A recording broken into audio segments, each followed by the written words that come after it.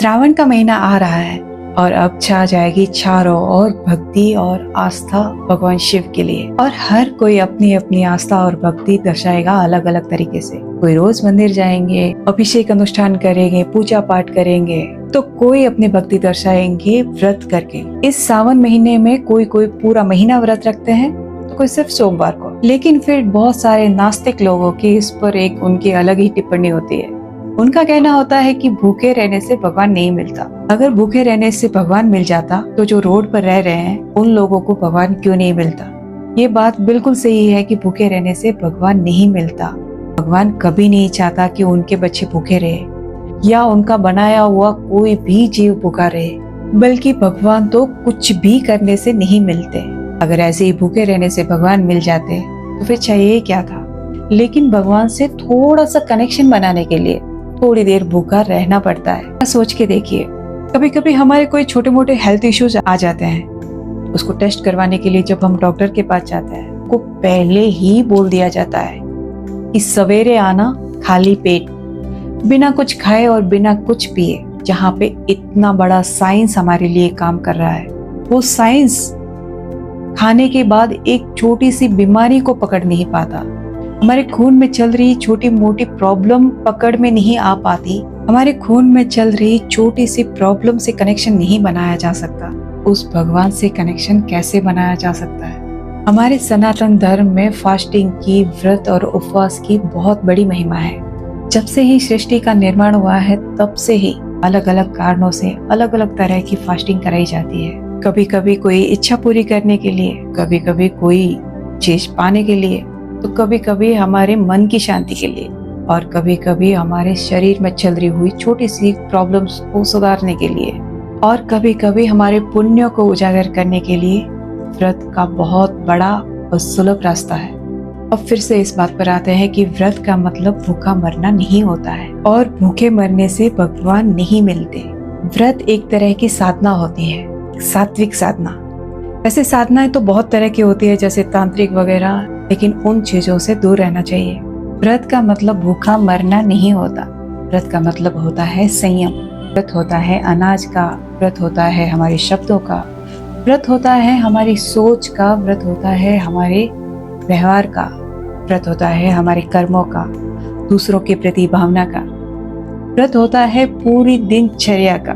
कई बार हम देखते हैं कि अगर हम कोई व्रत करते हैं तो उसका उल्टा असर दिखने लगता है। जब हम व्रत में होते हैं और हम जिस एनर्जी में होते हैं, जैसे आभा मंडल में होते हैं, वो एनर्जी बहुत हाई हो जाती है। जब हम व्रत में होते हैं तब हम गुस्सा करते हैं, अगर किसी को कोसते हैं या किसी की बुराई करते हैं, जो कि हम सबकी फेवरेट होती है, या और भी किसी भी बात से किसी को दुख पहुंचाते हैं, तब व्रत का असर उल्टा हो सकता है। व्रत एक तरह की साधना होती है, सात्विक साधना, और कहते हैं कि साधना में अड़चने आती ही हैं। व्रत होता है अनाज का। अनाज का व्रत बहुत ही आसान है, लेकिन हमारी सोच का व्रत, हमारे शब्दों का व्रत, हमारे व्यवहार का व्रत थोड़ा मुश्किल है, लेकिन नामुमकिन नहीं है। हम कर सकते हैं। हम सबकी जिंदगी में उतार चढ़ाव तो आते ही रहते हैं, और उस पर काबू पाने के लिए सब अलग अलग तरीके अपनाते हैं। कुछ लोग पहुंच जाते हैं तांत्रिकों के पास, भूपों के पास, वो लोग अपने तरीके से समाधान बताते हैं। कुछ लोग पहुंच जाते हैं पंडितों के पास, ज्योतिषियों के पास। ज्योतिषी हमको अलग समाधान देते हैं। वो लोग हमारी कुंडली देखते हैं और फिर हमको बताते हैं कि हमको किस देव की पूजा करनी है, कौन सा दान करना है, किस दिन हमको व्रत करना है, और उस दिन क्या क्या दिनचर्या का पालन करना है। और कुछ ज्योतिषी हमको 21 दिन का या सवा महीने का कोई नियम देते हैं, जैसे कि सवेरे जल्दी उठना, मंदिर जाना, पीपल को पानी देना, श्रोत या स्तुति का पाठ करना या सुनना, सूर्य देव को जल चढ़ाना या गाय को रोटी देना, और भी बहुत कुछ। जब 21 दिनों तक लगातार हम इन बातों का, नियमों का पालन करते हैं, तो ये सारे प्रोग्राम हमारे दिमाग में फिट हो जाते हैं, और फिर हमारी एनर्जी कनेक्ट होती है भगवान के साथ, और फिर हमको उनके आशीर्वादों की अनुभूति होने लगती है। इसलिए हमारे सनातन धर्म में व्रत की बहुत बड़ी महिमा है। हम सबको सप्ताह में एक व्रत करने की सलाह तो दी ही जाती है। एक्चुअली ये एक वीकली टेस्ट होता है। हम जिन बातों को, जिन नियमों को भूल जाते हैं, तो सप्ताह में एक बार उसको याद कराया जाता है। जब हम पूरा दिन किसी नियमों का पालन करते हैं तो वो चीज़ें हमारे दिमाग में सेट हो जाती है। कई बार हम देखते हैं ना कि एक दिन व्रत होता है और दूसरे दिन हम कुछ खाने जाते हैं तो अचानक से हमको याद आता है कि अरे मेरा तो व्रत था, और फिर से याद आता है कि नहीं वो तो कल था, आज हमारा व्रत नहीं है, क्योंकि वो हमारे दिमाग में सेट हो चुका होता है। वैसे ही अगर हम एक पूरा दिन किसी पर गुस्सा नहीं करते हैं, किसी की बुराई नहीं करते हैं, तो दूसरे दिन भी उस बात का आभास होता है कि अरे ये हमको नहीं करना है, लेकिन तीसरे दिन तो बेड़ा गर्क हो ही जाता है। इसीलिए हमारे सनातन धर्म में 5-6 महीनों को ऐसे पावन दर्जे दिए गए हैं और उन महीने में पूरे महीने व्रत रखने का विधान दिया गया है। हर महीने के व्रत का अलग विधान होता है, अलग अलग कथाएं होती हैं। हमारे सनातन में व्रत की कथाओं का बहुत बड़ी महिमा है। कहते हैं कि व्रत में अगर कथा ना सुने तो व्रत सफल नहीं होता। हालांकि इसका भी एक अलग कारण है। ऐसा माना जाता है कि जिस दिन हम व्रत करते हैं उस दिन हमारा शरीर बहुत शांत होता है, हमारा सारा सिस्टम बहुत ही शांत होता है, और उस समय में हम जो भी कथा सुनते हैं वो सीधी हमारे दिमाग तक पहुंचती है। ये व्रत करने से और कथा सुनने से ऐसा चमत्कार हुआ था, और जब वो सारी बातें हमारे दिमाग में फिट हो जाती है और हम बार बार उन चीज़ों के बारे में सोचते रहते हैं, तब हमारा विश्वास उन चीज़ों पर बहुत ज़्यादा बढ़ जाता है, हमारी आस्था उन चीज़ों पर बढ़ जाती है। तब जाके उस भगवान की चमत्कारी शक्तियों के साथ हमारा कनेक्शन होने लगता है, उनके आशीर्वादों की अनुभूति हमको होने लगती है। और हमारे व्रत करने से सिर्फ हमारा ही कल्याण नहीं होता, हमारे साथ साथ कल्याण होता है प्रकृति का भी, पक्षियों का भी कल्याण होता है, गाय का भी कल्याण होता है, कुत्तों का भी कल्याण होता है, हमारे पूरे परिवार का।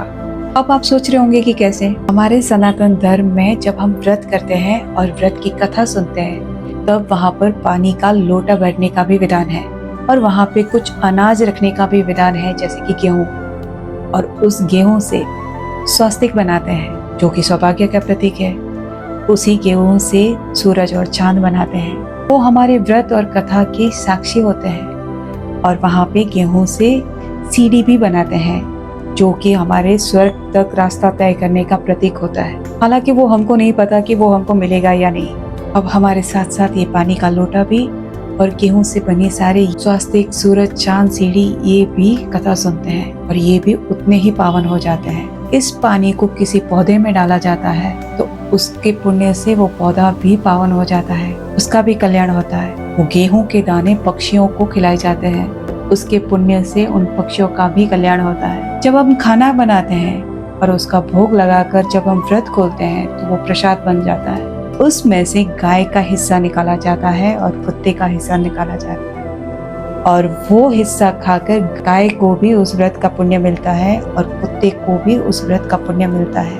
और जो वो खाना बना हुआ होता है और वो प्रसाद बन गया होता है, जब हमारे परिवार के सब लोग खाते हैं तो उसका पुण्य हमारे पूरे परिवार को भी मिलता है। सावन का महीना आ रहा है। अगर आप भी अपनी कोई मनोकामना पूरी करना चाहते हैं या अपने मन की शांति के लिए या फिर अपने पुण्य को उजागर करना चाहते हैं तो सावन के महीने में व्रत करके भगवान शिव की आराधना करके उनकी कथाएं सुन के उनके आशीर्वादों की अनुभूति कर सकते हैं। मेरे चैनल पर सारी कथाएं हैं, धरती माता की, सोमवार की, हनुमान जी की, गणेश जी की, गुरुवार की, शुक्रवार की, शनिदेव की, सूरज देव की, लोभिया की, पंथवाड़ी की, आड़ी बाड़ी की।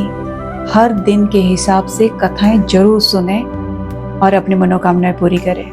आशा करती हूँ कि मेरा ये वीडियो, मेरी व्रत की बातें आप लोगों को जरूर समझ में आई होगी। अगर नहीं समझ में आई हो तो दोबारा देख लेना, 3 बार भी देख लेना, लेकिन व्रत के नियमों को, व्रत के तरीकों को जरूर समझ लेना। और सबसे खास बात, जब भी हम कोई कथा सुनते हैं किसी भी ब्राह्मण से या संत से, तो हम उसके बदले में उनको कुछ दक्षिणा जरूर देते हैं। और आप अगर मेरी कोई कथा सुनते हो तो भी आपका जितना भी मन करे कुछ अमाउंट निकाल के जरूर रखना, और आपके आसपास के किसी भी ब्राह्मण को, मंदिर के पुजारी को या संत को जरूर देना। और मेरे इस वीडियो को लाइक जरूर कर देना, और इस वीडियो के बारे में आपकी क्या राय है कमेंट में जरूर बताना, और चैनल को भी सब्सक्राइब कर देना। और आपके कांटेक्ट में जितने भी लोग हैं उन सबको ये वीडियो जरूर भेजना, ताकि सबको व्रत के बारे में सही जानकारी और व्रत के सही नियम समझ में आए और व्रत के बारे में जो गलत फहमियाँ हैं वो दिमाग से दूर करें और व्रत के बारे में आस्था और भक्ति सही तरीके से कर सके। ये वीडियो पूरा देखने के लिए बहुत बहुत थैंक यू।